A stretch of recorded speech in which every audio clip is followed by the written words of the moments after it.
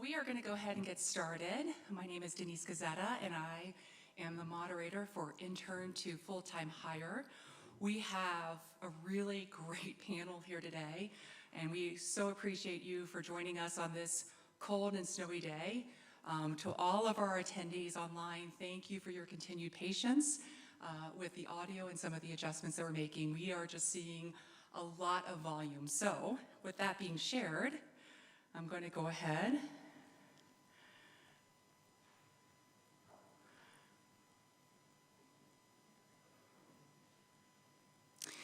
So here's our session, and I'm going to see this so I can actually see the slides here. So we're going to be talking about some of the best practices today to really create more opportunities for people entering STEM. STEM fields tend to be very well-paying jobs. They also tend to have the shortest supply of people that are entering them. So we're going to examine some of the reasons why and talk about some of the best practices that we have collectively here with our panel to really encourage this long term. So with this being shared, I want to have some housekeeping tips. So we're going to leave questions till the end. For on-site members, please direct your questions online. We will get to you. We will also be using the chat feature to do that. For the people that are attending in person here today, I ask that you just raise your hand and I will come around with a mic and I will get to you. Some of the goals we're going to have today is to talk about the community resources available to support short and long-term goals for educating and equipping our workforce. We're going to really focus in on early education and what that means. We're also going to gain a better understanding of how the learning opportunities, both during the day as well as extracurricular activities, those practical learning experiences really influence and really kind of hone the skills that we need to see later on in the workforce. And then finally, we're going to talk about some of the best practices to develop and promote encourage more people to enter STEM-related careers. We do expect that this will be double-digit growth for now and the next 10 years. So really a timely topic. So with this, I'd like to share a video. Now, I'd like to tee this up. This is the Your Future STEM. We invented this program to really encourage more people going into any of the STEM-related careers. That would be engineering, that would be the areas of chemistry, biology, computer science, but really to encourage more people. So this that you're going to see was filmed in January of 2020. We had about 500 kids that ran through an elementary school program, and you're going to see the excitement and the joy of participating in a program and how it really opened up their eyes to some of the careers that are later available to them. Well, welcome. It's so nice to be with you guys today. Call this a formula for workforce development success. The Sioux Falls Development Foundation and Poet teamed up recently to provide a memorable lesson for Brandon Valley sixth graders. This is a great opportunity for us to talk about careers in science, particularly chemical engineers, which we're in such short supply of. We have sustainable energy that can provide to a lot of different companies and organizations and sources. We're seeing more and more that we need to get in front of students at a younger age just to expose them to all the different opportunities that they have, in the different fields, but also to stay in South Dakota. Poet engineers helped put this program together, detailing what the company's work involves and what careers can be built there. I think it's great for Poet to get their message out there. So biofuels are something that we produce here in the Midwest and are great for the environment. Renewable and cheaper in the gas tank. So if we can get messages like that out to students at the same time that we share with them that, hey, there's career opportunities here in South Dakota, it's going to be a big deal. Engineering and science and operations sometimes might sound a little bit intimidating, but these are fun careers that they can jump right into after school and even start pursuing classes now that lean towards these different areas. People like Poet process engineer Dallas Harder helped personalize the message. Growing up, I didn't think I was going to be a chemical engineer. I wanted to be a NASCAR driver, and I wanted to be an author, and then I wanted to be a professional musician, and then just kind of at the end of my high school career, I was like, okay, let's be an engineer, and let's go to South Dakota School of Mines.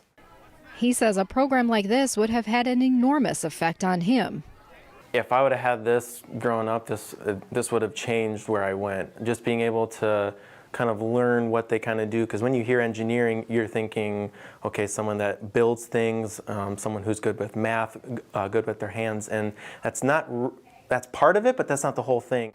Then it was time for hands-on learning. We got like a mixture of 4 different things that represented something, and we had to separate it as best we could in a limited amount of time. So there was like beads and water and oil and glitter, and each of those kind of represented something from our process. So we explained to them that as a chemical engineer, part of our job is to separate the items that we have in our facility into high quality products that we can sell to the consumer. Students divided into groups and assumed roles similar to a real-world business team. I was team captain today, and I kind of ran the group and decided how everything went, but they had different roles too. I was the project manager, so I just kind of looked over everything, gave some suggestions on what we should do. I was the scientist and researcher, so I got to like design the process that we got to go through and then help kind of facilitate it and make sure everyone was doing what they're supposed to. I had to keep track of time for everyone and tell them like how much time we had left and if we needed to like do it faster or if we could keep going at the rate we were going. We took the beads and put them through the strainer, and then we put them in their finishing container, and then we took the water and the glitter mixture and we put it over a coffee filter, and then we put the rest of the glitter that we got in the coffee filter into the finishing container. And then we didn't really know how to separate the water and the oil, and we were running out of time, so we just kind of divided the solution in half and called it good. I thought it was really fun to work with the group, to be able to have different roles and work on one challenge together and be able to succeed in the end.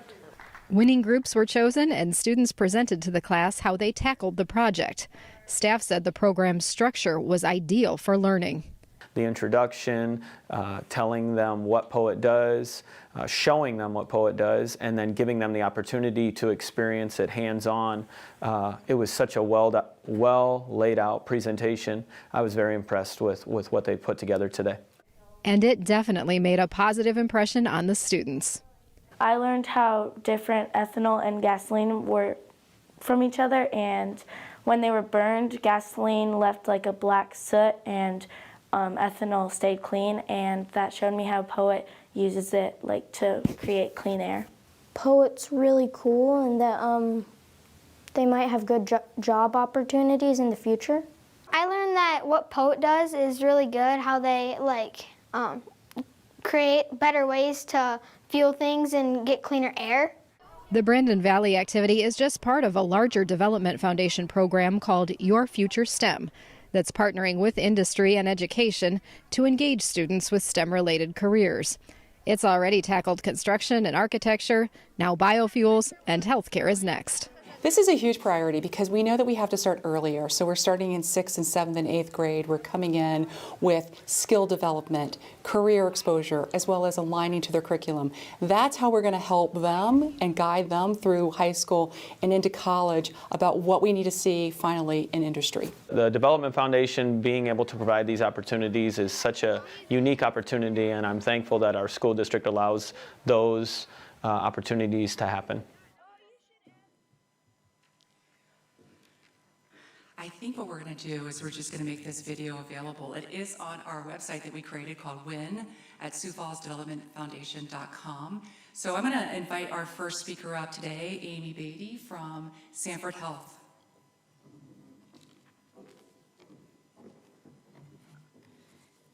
Thank you, Denise.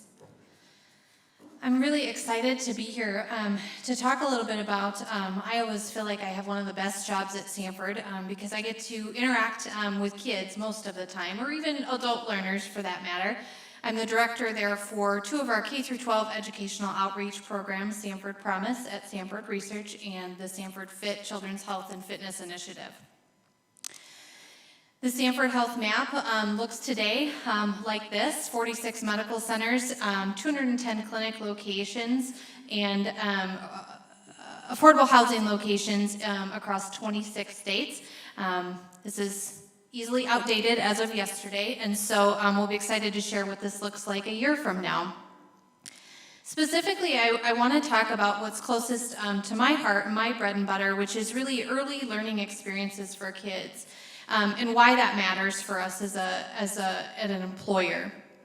STEM education really should matter to everybody, including those who don't even have a direct STEM field. It's critical for a diverse workforce. It fosters crucial skills for success. So when you think about exposing kids at a really early age to things like science, technology, engineering, or math, you're building hard skills there, but more importantly, what you're building are some of the crucial non-STEM skills, like think about problem solving, or critical thinking, or analyzing things, understanding what it feels like to maybe get the wrong answer and go back and start over again. We're all responsible for encouraging kids to consider STEM careers. So when we really look at this ecosystem, schools and teachers, we know, are really critical to influence our kids. But in the current state of things, they really cannot do it all. And that's really why we look at employers, even parents and caregivers, to help lift this up for kids. Representation is important.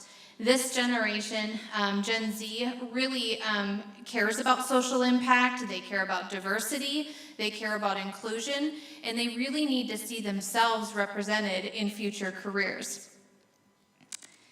STEM pipeline. You'll probably hear us talk a little bit more about this as we go through today, and just from a level set, when I talk about it at Sanford Health, the STEM pipeline for us really is the continuum of education and touch points from early on in education all the way through to really our crown jewel, which would be employing some of these young students at Sanford. So how it works at Sanford is that we don't have a one-size-fits-all approach. So we really look at age-appropriate programming and different pathways for all kids. At an elementary level, young kids, even as young as kindergartners and first graders, have a place in the STEM pipeline, believe it or not. At this age, what we're really interested in is inspiring them and exposing them, getting them to ask good questions and start to seek out proof for what they're seeing and hearing. Middle school is arguably one of the most crucial periods for workforce development. Students at that age are really starting to self-identify. Do they like science? Do they like math? Do they like business? What are they interested in? And they can really start visualizing themselves in careers. When the pipeline gets a little bit narrower in high school, our focus then becomes at really immersive experiences and real-world applications for those really highly engaged, highly motivated students. We build partnerships in our community and really strengthen the relationships that we have with schools. We want to be the partner that says yes to everything. So sometimes this looks like a large-scale event sponsored by the organization. Sometimes this is a phone call to my office 2 days before a community health fair saying, can you please come do lava lamps with our kids at our school? And the answer, my team and I always say is yes. We always say yes first and we figure out the details later. It's important for us to help students understand what we offer as an employer. Not every student wants to be a physician or a nurse, and so we talk a lot about all of the other supporting roles that are important as well, like information technology and marketing and business. And Sanford really goes a step further to offer certified career coaching for these kids to be able to give them sort of a next level experience. We offer for elementary students classroom visits, career days, tons of online free resources for anyone to use anywhere, anytime. In middle school and in junior high, our focus really becomes industry challenges, career days, The Promise Community Lab, our STEM outreach program, really focuses on equitable opportunities at middle school. When you look at the population of kids just here in Sioux Falls, we get a lot of kids in that are repeat customers. We love when kids come back for more, but we're really working hard in this middle school age group to bring in kids that don't have equitable access to STEM programming. And then in high school, it looks a little bit different. We'll actually start training high school students for Stop the Bleed. We'll do CNA training, simulations.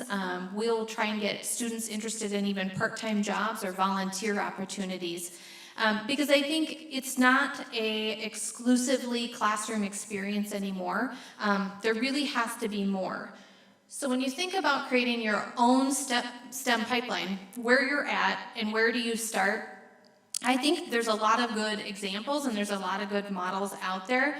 The research really supports interdisciplinary project-based learning for students. Get their hands onto something. Get them excited about what you do and form some sort of emotional connection to what you do as a company. Work collaboratively with your education institutes and your schools. I mentioned before that we like to be the partner that always says yes and figures out the details later. This is really valuable to us. It means that they're going to come back to us and that we build a reputation with those students.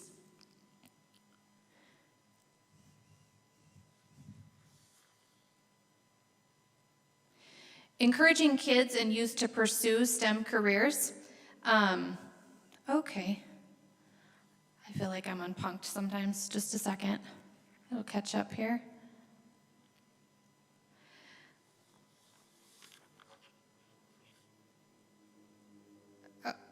Okay. Encouraging kids. When I talked about this generation, I think one of the important things to remember is that it's not enough to talk to them about good paying jobs or this job has really good benefits. It's important to talk to them about what impact it might have. What's your culture like at your organization? How does science, technology, engineering, and math affect them? Support local events and get involved, and really change the way that we talk to kids and youth about choosing STEM careers. There are issues that we have to address to invest in our kids, and it really is about addressing issues like equity and access to provide the STEM pipeline to all kids, regardless of their background or geography.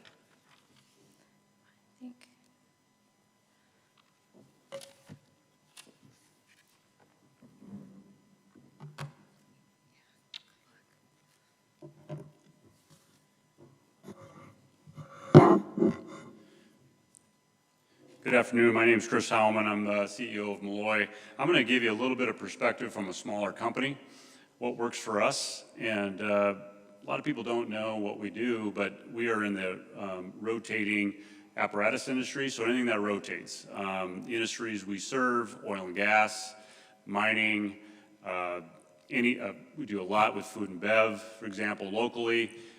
Smithfield Foods is a large employer. We support over 30 Smithfield plants. So it gives you an idea of everything that operates in that plant that rotates, motors, gearboxes, that sort of thing.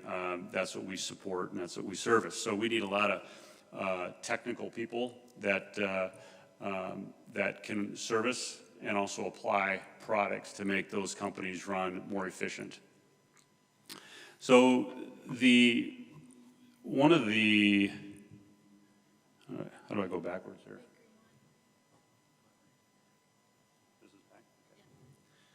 Okay, I'm going to go back one slide here. Can you go back one slide?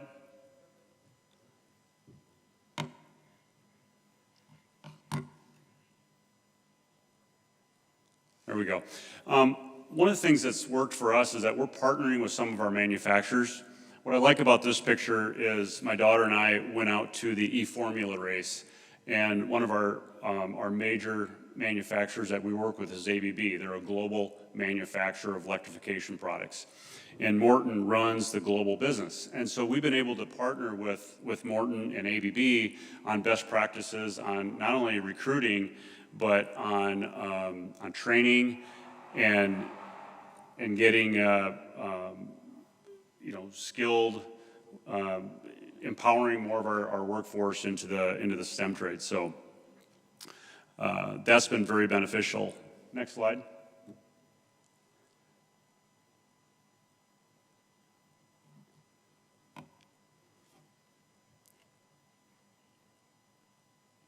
Here we go. So our pipeline, I mean, one of the things that we're really trying to focus on is exposing students to the workforce opportunities and help them with educational career pathways. We want to create pathways, almost test drive a career, if you will. So one of our key areas that we have a lot of success with is CTE. It's the Career and Technical Education Academy, the high school that is really provided a pipeline of young students to come into Molloy and start that test driving career. What we found is that once we get them, it's either fit and it works well, or it's also, I look at it as positive if it's not a fit, because then they can look at other opportunities. The students that it's worked well with, what we find is that once they get involved with our business, first of all, they had no idea that this was even an option in Sioux Falls. And they get excited about the career paths, even within a small company like ours. You can go into the engineering path, you can go into the machining path, you can go into the mechanical path, you can go into field sales. So there's all sorts of different pathways, and we find that once they test drive us, we test drive them, and then that partnership enables us to put them on a scholarship pathway. It might be a scholarship at a 2-year technical college. It might be a 4-year program. A couple of examples that I want to touch on is 2 students. Tycho was in high school. He had an interest in electrical. He came on board. He was in his 2nd semester, and through that relationship, we were able to put him on a Build Dakota scholarship, and he got a full ride into the electrical program at Southeast Tech. Another individual, Caden, he wanted to go into aerospace. He got involved with Molloy, and he realized, man, I really like the power side of the electrification division of Molloy. And he goes to School of Mines and is going to become a EE engineer. And every break that he has, he comes back to Molloy and works. So if it's summer break, if it's a break in the winter, he's coming back and he's plugged back in, and so. Again, he's on a pathway. He may end up at Molloy, he may not, but regardless, it's been a good relationship. So that's those types of interactions, and the more that we can get access to younger kids to give them a taste of what employers do in this community, the more likely, I call it the Holy Grail. I feel like it's the more likely companies are going to be able to scholarship people onto a 2-year or 4-year program, which is extremely important, and the return on investment is good for the student, and it's good for people like Molloy. And it's really exciting to see. Career Connections is a program that the Development Foundation is kicking off, and that's going to enable more companies access to high school students. That's been one of the challenges, is getting access to those kids, but through Career Connections, there's going to be one more opportunity to do that. Thank you.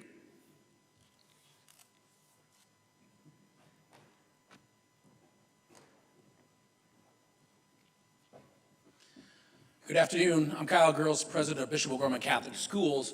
An opportunity to build on what you've heard from Chris and Amy already this morning. Obviously, as a private school, many think a large contingency of our population of students are going to 4-year universities and colleges, and that is true by and large. But what I want to speak today is that we also see the growing need in other industries that our students have opportunities to obtain jobs and apprenticeships through. And so we're going to speak a little bit about that here today. As a school, so we're really working from the very foundation of how does STEM look in our school systems from elementary through to high school. So if you want to go to the next slide, please. We'll talk about a framework that we look at and what we consider when we are building career development opportunities in our schools. You know, and why is it so important? Well, it starts from the very beginning, when they're kindergartners, even preschool. We have a large number of students in preschool, but we will start with age-appropriate content. And what you're trying to build off that is curiosity with children, developing their passion that the children may find, and then, again, exposing them, providing exposure to opportunities to where they can put that into practice. Then, as we build our framework of classroom lessons and our pathways through elementary to junior high to high school, then we look at it from the standpoint of a pure collaboration, small group. And it's not just they work together in small groups, but then it's problem solving with a team of students and how they work together, not as individuals, but as part of a team. Because of that, we think that's an important asset that we expose our children to early and often, because you may have a rising star, but the rising star can't work with a team. Now, how valuable is that in an organization and in situation? Then we get into the experiential learning, and there is putting it into practice, and an opportunity there to where we can take ourselves, put ourselves out into the field, come back, and here's what I think is the important piece that we try to build into that is dialoguing on that experience. They've lived it, they've experienced it, come back and talk about what's the pros and cons of what they experienced during that time. So it's not just I'm going to go out and experience that apprenticeship or work for a summer with a construction company, but we're going to also come back and talk about that. What did that do for you? How do you feel about that? How about the culture of that business? And a big piece that we really want to build and continue to build into our framework is, and you heard Amy speak to this a little bit ago, culture is important. And I can speak only from our school because that's something that our graduates have told us. They are seeking a culture that replicates a lot of what we do in our school system at Bishop O'Gorman Catholic Schools. They see that as something that runs parallel in their life because it's what they know, it's what they experience. So I don't want to undervalue, because I think there's so much value in the culture of an organization. Whatever your businesses may be, that's an important piece to remember because students are seeking what they know and what they're comfortable with. And an area that I see that's growing, and it alludes to the last point that you see up there in the slide in gap here, but self-identification is becoming more and more important, certainly with our kids as they are going from high school, making their decision to post-secondary. Where do I see myself? How am I fitting in? Who am I going to serve? How can I serve? And it's a lot of opportunities to think about where they fit in. Am I ready to invest in a four-year university, or do I see an opportunity to go a different path where I can work straight through a company and work my way through and put myself in a really nice position with a career? And I think that's a very tricky piece that's growing in the senior year in gap year. Now, is that the responsibility of us as a secondary institution? Is that the post-secondary's responsibility, or does it lie somewhere in between? And is it its own market that's out there? And what I mean by that, is it a market to where a business grabs that opportunity and builds cohort to say, come experience our business and our careers and see if that's the right fit for you? And so I think there's opportunities there because the gap year, you're starting to see that become more and more. And it certainly is big this year in light of what's happening. But it is something that we continue to see grow and become an option, a very viable option, because they are still trying to self-discover who they are, and they're not quite ready to commit to a university, to a technical school, community college, or going straight to the workforce and military. Next slide, please. Some examples of what we do, just from the standpoint of elementary and junior high. We're structured as elementary, junior high, and high school. You know, again, it's all about the hands-on. How do we create passion? How do we create creativity? How do we give them opportunities to problem solve? And so there's multitudes of things that we do. Up there on the screen that you see, it's a lot about coding. And that's something that we really, because there's a lot of natural things that happen in coding that creates the opportunities for problem solving, troubleshooting, living those experiences, trying things out, and then talking and working through with your group. So we start that in our elementaries at a very, very young age. Because again, we want to get them introduced to this. And so they can start thinking about where do they see themselves, even as little individuals in our school system. In our junior high and high school, we really start getting into the higher levels of order of thinking when we're dealing with automation. Our partnership that we have with Avera, where we start exploring even more and more careers. It's been a great opportunity where they're out there in the business, in the moment, with Vera personnel working through the careers and what that looks like, an opportunity to dialogue and ask those questions. The automation and robotics piece that we've done with our students, again, building that framework, takes it to a level to where that group of kids will then carry it on to a Lego competition where they're competing, where they're building their own Lego robot and then coding functions that need to occur and then competing. And then after that, then debriefing and discussing that with not only their coaches, but with the judges in terms of what they did well and what they didn't do well in that process. Again, we're looking for the expertise and guidance from organizations like Avera, and as you see up there, Fegan. And Fegan comes into play for us as an example in our school system. On the next slide, please. When we're dealing with opportunities now, when they're up in that high school level, and now it's becoming more real because I have 4 years to really decide where I see myself in life beyond high school. And we partnered with Fegan, for example, in the trades industry to set up apprenticeships where those students can go in the summer and work, earn money, and work through AGC to some degree and earn some college credit that they could take advantage of if they so choose to experience that. And that's all through a partnership with the Fegan from the standpoint of they saw a need of what they have in their industry and how could we help fulfill and meet that is one example of a partnership of what we've done. The other partnership at another level then comes into the Avera partnership that builds up at the high school level. And there again, now we're building on the expertise and guidance of the personnel that our students are surrounded with at Avera. And as Amy mentioned, much like Sanford and Avera, it's not just doctors and nurses, it's accountants, it's engineers. And so there's multitude of jobs within a large organization like that we want to explore. As Chris mentioned as well, it's not just one particular.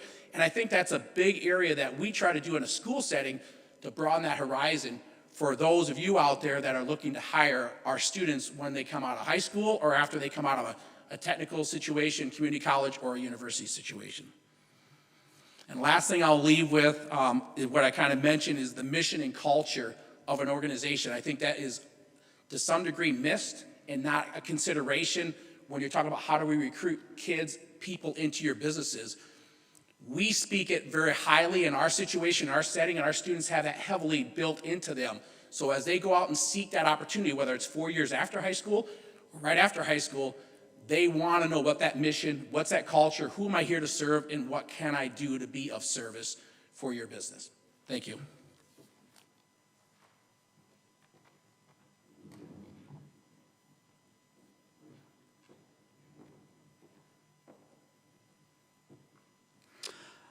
Good afternoon, I'm Benjamin Valdez. I'm the Vice President of Academic Affairs at Southeast Tech. How many of you have actually been out to Southeast Tech and toured the campus? Just by a raise of hand. Okay, some of you, good. So a little bit about Southeast Tech, kind of who we are. We are one of 4 technical colleges here in South Dakota. And as you can see by our mission, one of our charges, one of our duties is to prepare students for the workforce, getting them engaged early, and moving them on, that they have those technical skills that they can graduate from Southeast Tech and immediately start with your organization. Some facts about the technical colleges here in South Dakota: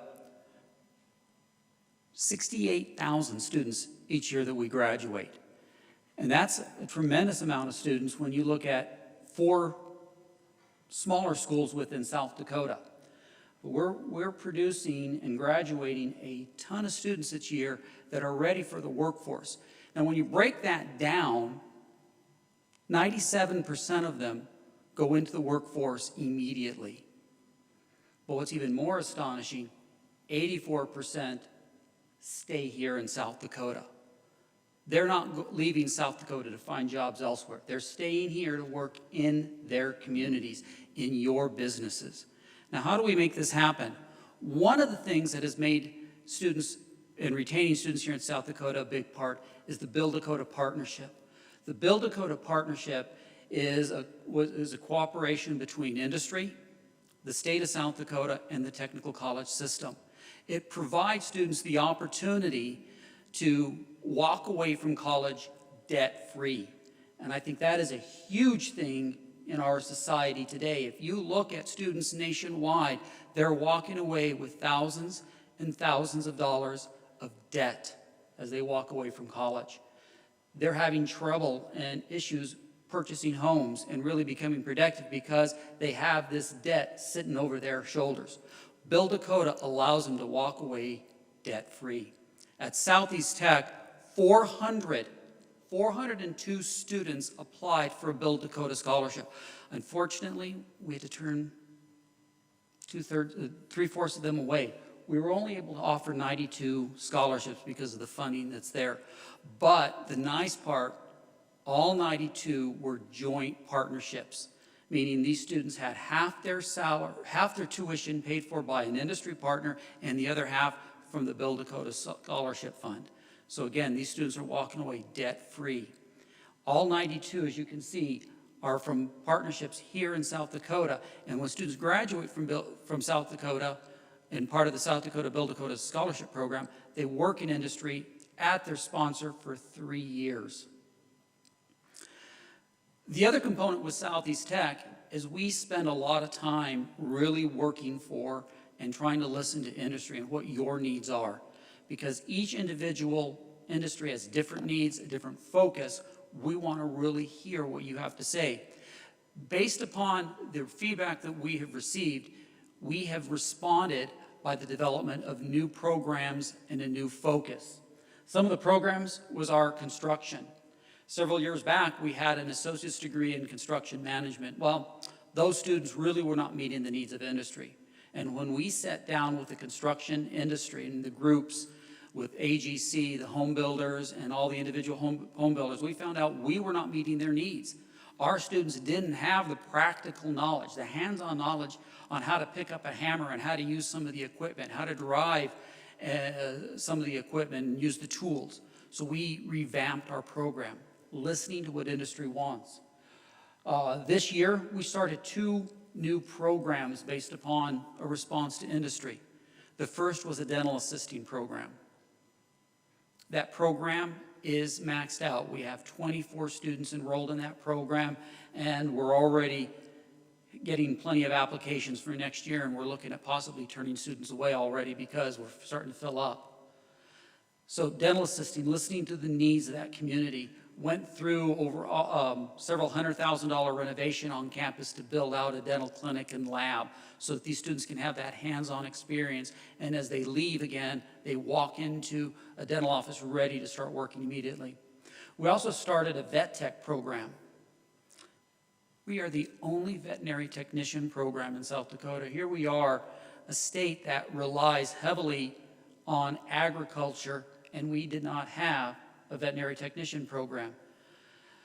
Again, another program that is completely full. 42 students enrolled in that program this year, and we already are full for next year. So we're looking at how we can continue to expand and meet the needs of industry. The other thing we've done is partner with K-12 and industry in bringing them together through our career connections, the Classrooms to Careers, and the Avera Academy.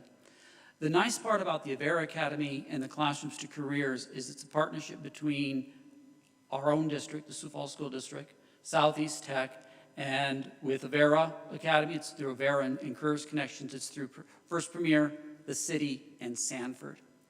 The Avera Academy is really unique in the fact that it takes students and it gives them the opportunity to experience and have success at the post-secondary level. They know they can do it, but they're afraid. Or they may not have financial funds from their family because of their situation. Taking those first-generation, low-income students, giving them the opportunity to experience a college course and be successful. Then Avera on Friday takes those students into their facility and they get them immersed into all aspects of Avera. You heard earlier, a lot of students think that a hospital is nothing more than doctors and nurses. Well, there's a whole host of career opportunities that are supported within that hospital. It's a mini city within a city. And how do we expose people to understand, well, this is an opportunity to do that.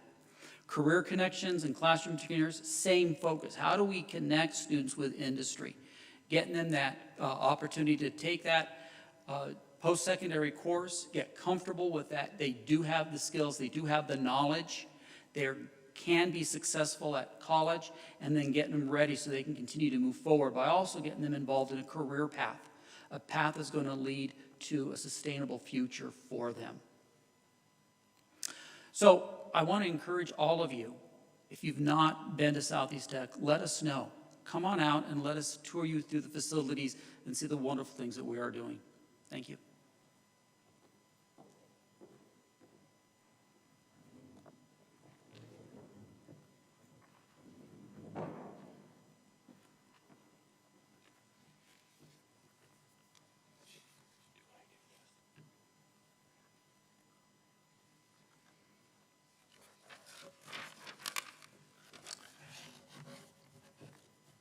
Well, good afternoon.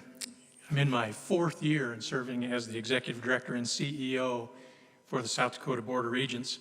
Prior to that, I spent the previous 5 years as the Superintendent of the Sioux Falls School District. So I'm still learning a great deal about what a person in my position is supposed to do. And I would tell you all the way to my left, Jane Stavum, the person who is now the Superintendent of the Sioux Falls School District, is cleaning up a whole lot of messes from the previous 5 years. I really thought that would be funny. I didn't think you'd take that quite so serious. But I also didn't realize Jane would be down there nodding. One of the ties that I've seen between my K-12 time and my brief period of time in higher education was an opportunity I had just a couple of years ago when Governor Dugard had me represent one of 2 representatives for the state of South Dakota to go to the White House to be part of the strategic planning process for the STEM strategic plan for our country. That plan includes K-12 metrics, technical and community college metrics, and university metrics. And the one thing that I really thought of in terms of preparing for this speech and that tie was that all of us, K-12, technical and community colleges and the universities, are here solely to be workforce development institutions. That's what we do. As you likely know, there are 6 public universities in South Dakota, each with their own distinct and unique mission and expertise. That system currently serves over 33,500 students. To give you a little bit of a perspective on where we are higher ed-wise in the state, that's 6,500 more students than the system served just 20 years ago, and it's 3,000 students less than the system served at its peak in 2017. Can you please switch slides? And one more, please. Thank you. So Simon Sinek says you need to start with why. So I was trying to figure out what was my why here today? What should our collective why be? And I came to this to begin with as the why. Several years ago, the Milken Foundation conducted a 20-year longitudinal study on economic development. They found that over 70% of the variation in real GDP, the total value of goods produced and services provided, per capita, was explained by education beyond high school. The study concluded that education was essential if a location wanted to compete. Also, it concluded that dollars invested in education, all education, K-12, technical and community colleges, and the university system, paid significant dividends. Better educated states generally have above average real GDP per capita. In fact, the single most important factor in explaining these regional variations is the percentage of adults with bachelor's degrees. Now, before you think I'm a bachelor's degree homer, don't throw anything at me, I think the most important conclusion from the study is this. The study also concluded that adding 1 year of schooling to the average educational attainment of employed workers with at least a high school diploma is associated with an increase in real per capita GDP of 17.4%. So what do I take from this? My why is we must have our K-12 students go to colleges, whether those colleges are community colleges, technical colleges, or universities. It's incredibly important to our state. Please advance the slide. Just continuing with the why just a little bit here, the data clearly reveals that not only does a state investment matter, but the individual investment in post-secondary education pays dividends for lifetime earnings. And I'm sure that's not a surprise to anybody in here. The information here compares earnings at each degree level to earnings with those with no degree. Degree attainment is important. It's important for the individual, and it's important for our state. And again, I would emphasize that degree, the importance is education beyond high school. It's not so much a university degree, a community college degree, or a technical degree, technical college degree. What's important is that there is education beyond high school. So what does that mean for us? What does that mean for the Board of Regents? Please advance the slide. I would tell you that in 2014, the Board of Regents set a goal for increasing the number of students participating in experiential learning, a term that includes internships, practicums, field experiences, and other cooperative learning experiences. The number of students in 2014 having those experiences was 2,500. The number a year ago was 4,000. So in those 6 years, we've increased that number by nearly 50%. I'll provide 3 examples of what we do at the university system with some local flavor to each one of these examples. And what I want you to think about, if these examples don't hit your particular industry, I want you to know that at the university system, we need to respond to market needs. So let us know what we can do in your area to help us in this challenge of workforce development. The first example I would give you is in the area of teaching. Teacher shortages continue to be a problem in South Dakota. In the Sioux Falls School District partnered with the University of South Dakota in 2017 to provide prospective teachers who would consider switching from other occupations. We provided them on-site experience for college credit. The program offers 9 weeks of paid, hands-on experience to educational assistants, business employees, and anyone else in the community considering teaching as a career. Additionally, interns receive credit towards their teaching certification or master's degrees through USD's School of Education. We also provided a direct pathway for high school students to gain experience in the classroom and gain university credit concurrently. We can duplicate those programs in other areas if you have some ideas to bring to us at the university. A second example that I would provide is in the area of cyber operations. The South Dakota Department of Labor and Regulation, I'm probably behind if you want to advance the slide. The South Dakota Department of Labor and Regulation, Southeast Technical College, and Dakota State University started a program called South Dakota Pass several years ago. And the purpose of that program was to provide multiple pathways for Sioux Falls residents to get education in cyber fields. The program supports current and future workers with short-term certificates, internship opportunities, and dual credit cyber-related coursework in the Sioux Falls School District. The third area that I would talk about that relates directly to the STEM program is in engineering. South Dakota State University connects their engineering programs to the workforce through extensive use of industry advisory boards. Each area with having engineering as a specific advisory board made up of industry leaders, and they provide advice on relevance of curriculum at the university, and also they make sure that our programs are serving student and business needs.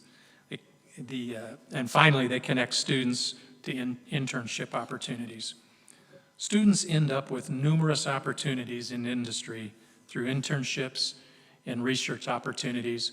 We have a number of bioprocessing opportunities right now with South Dakota State, South Dakota School of Mines and Technology, and I believe that might be one of the next big things from an economic advantage in our state.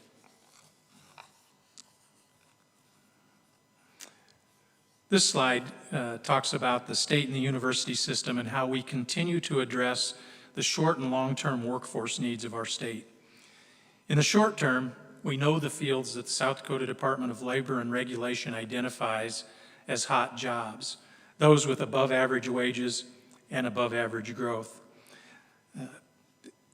where a bachelor's degree is often needed, like nursing, teaching, and accountants.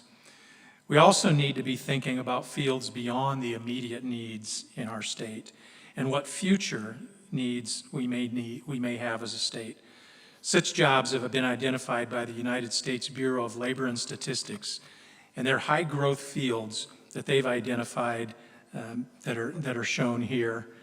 You can see those as nurse practitioners, occupational therapy assistants, medical and health services managers, and information security analysts.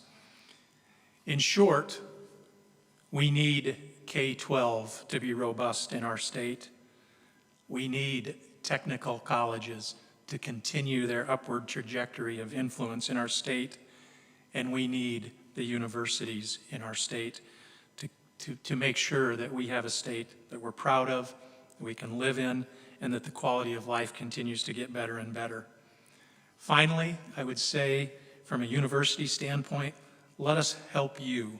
It's critical that the market drives what we do at the university. Thank you.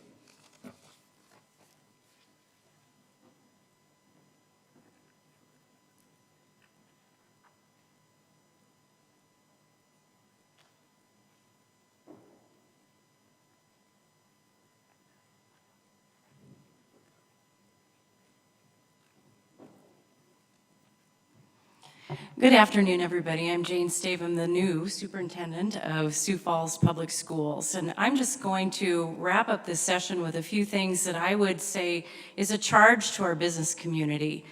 As we look at all of the opportunities that are available for students, beginning from the earliest grades all through high school and beyond, we have so many rich opportunities here in Sioux Falls and in the greater South Dakota area. But what we really need to make sure is that that pathway is very, very clear. And so one of the things that we are taking on as kind of the next leg of the journey in Sioux Falls is making sure that as a parent or a student or a community business or just as a community partner, students and families can make really good choices. And what that requires of all of us is that there's a clarity of a map, a roadmap that shows students what a complete pathway begins to look like. And so as they begin to make choices about electives in middle school and coursework in high school and eventually coursework beyond high school, we want them to see all of the opportunities that are attached to that. That's where they can get dual credit, where those dual credits can move as they think about a career trajectory, and what opportunities are out there in the community. And so you've heard a couple of comments today about a business looking like it's maybe one or two kinds of jobs. The healthcare industry is a perfect example of that. But yet when we really look at the robust array of career opportunities there, that's not always visible to our students or to our parents as they're considering all of the choices that are required of them along the way. So one of the things our school district is going to be asking of our community partners is to help us make those opportunities more visible. If a student and a family walks into a business in our community, can they see all of the careers that are represented in that place? Can they see roadmaps from our school districts all the way through the course progression into kind of that web or those tentacles of careers that exist? If they walk into a bank or a healthcare facility or a food provider of one kind or another, can they see what's involved there, from human resources to risk management to the actual front lines, maybe the professionals that are there, to all of the supporting roles that exist? If they can't see all of those things, we've really done a disservice to our students, because we have to help them see the pathways. We also have to be really good at helping our staff, our teachers and people who work with our students all along the way. We have to help them know what that work world looks like as well. We talk about preparing students for 21st century jobs, but yet our educators are in the classroom and they often aren't exposed to what some of those most current, cutting edge, newest versions of the workplace really look like.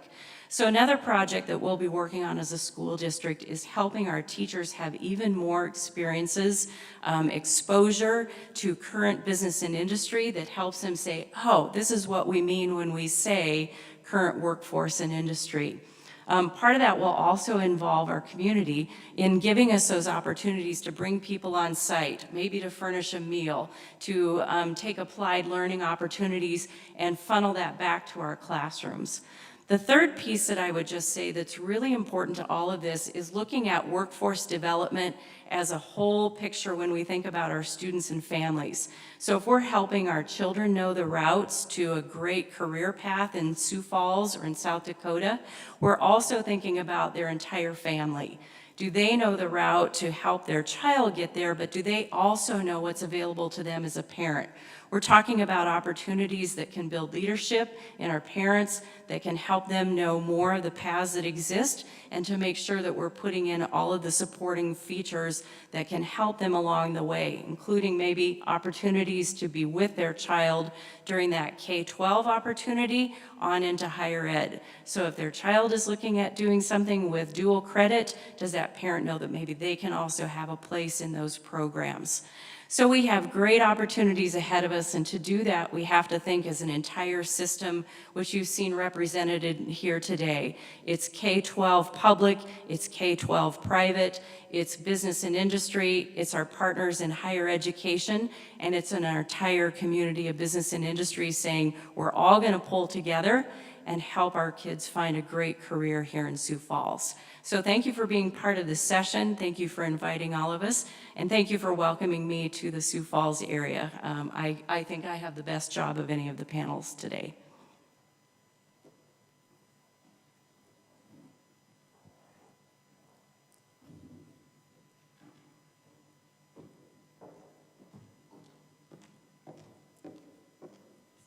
So we want to open it up for questions. And what we're going to do is anybody that wants to ask a question, you can just stand up in the room.